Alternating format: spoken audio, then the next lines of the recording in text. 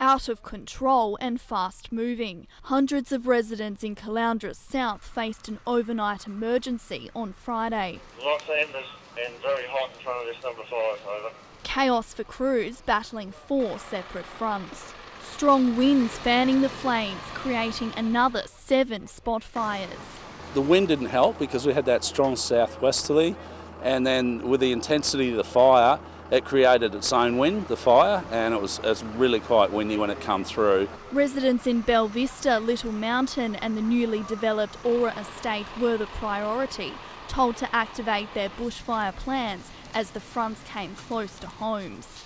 Many fled to the evacuation point set up at the Lake Kawana Community Centre. It is frightening for people, and particularly people with young children. It's a bit of an adrenaline rush, you know, and what to take and how quick to get out sort of thing, and it's a little bit unnerving. Yeah, when we're older, there's only one road in, one road out. Breathing became a bit difficult, and red glowing nearby, so I thought it was time to go. With the centre quickly at capacity, some nursing home residents kept their sense of humour. Should be home watching football.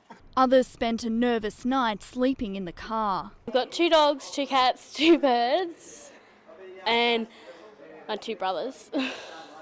So we've just grabbed all that. Thoughts quickly turned to the hundreds of animals who needed to be rescued. Getting to